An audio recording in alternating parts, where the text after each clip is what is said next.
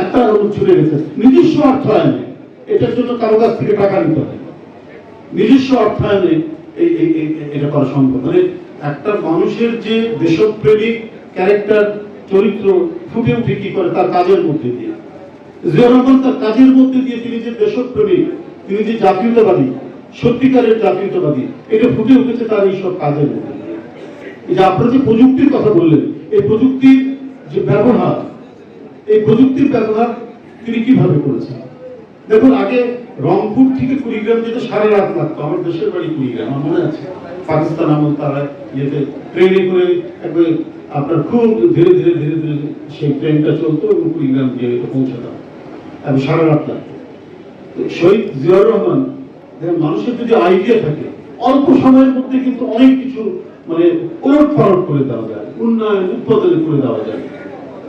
একটা real development যে করা সেটা সম্ভব হয়, যেটা আমরা জিয়াউর রহমানের মধ্যে থেকে দেখেছি।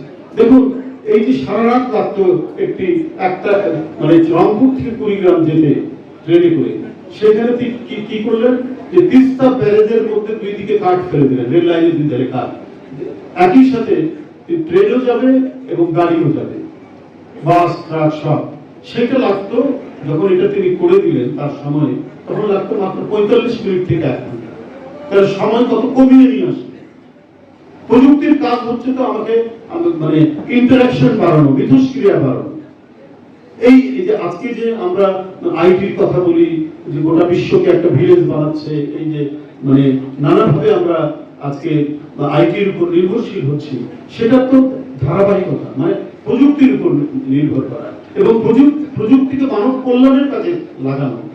এটা শহীদ রাষ্ট্রপতি জিয়াউর রহমান তিনি এটা করেছেন। এই সমস্ত অবদানগুলি আপনি দেখুন যে বেশি দিন তো সময় লাগে, অল্প দিনের মধ্যে আপনার গোটা দেশের মধ্যে এক ধরনের মানে প্রবাহ তৈরি হলো, উন্নয়নের প্রবাহ তৈরি হলো। তখন কতই টাকা ছিল, আমাদের বাজেট 100 কোটি টাকার উপরে ছাড়তো কিনা, যেত কিনা সন্দেহ ছিল সেই সময়। কিন্তু এই অল্প টাকা নিয়েই তিনি তার যে গতিশীল নেতৃত্বের কারণে একটা জাতিকে পায়ের উপর দাঁড় করালেন। চাল রপ্তানি করলেন, খাদ্য স্বয়ংসম্পূর্ণতা নিয়ে আসলেন এবং কৃষিতে যান্ত্রিকীকরণ মানে আধুনিকীকরণ করার জন্য তিনি চীন সফর করলেন। সেখান থেকে অনেক প্রযুক্তি নিয়ে এসে মানে ধানের উর্বরতা এবং সেই ক্ষেত্রে মানে কৃষি উৎপাদনের ক্ষেত্রে যে প্রযুক্তির যে ব্যবহার, ব্যাপক রেভলিউশন তৈরি করলেন Ziaur Rahman.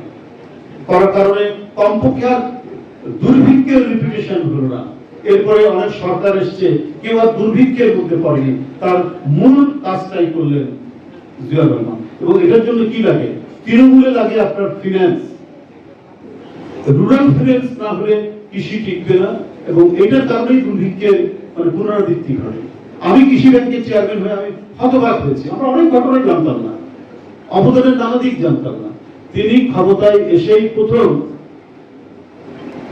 Agriculture development programme বলে একটা প্রোগ্রাম করে 100 কোটি টাকা তিনি সেখানে বরাদ্দ করলেন এবং এই 100 কোটি টাকা বরাদ্দের মধ্যে দিয়ে গ্রাম অঞ্চলে তৃণমূলের টাকাটা ছড়িয়ে গেল। এই ছড়িয়ে যাওয়ার কারণেই আপনার কৃষকরা হাতে টাকা পেল এবং তারা তার কৃষিতে সেটাকে ব্যবহার করতে লাগলো।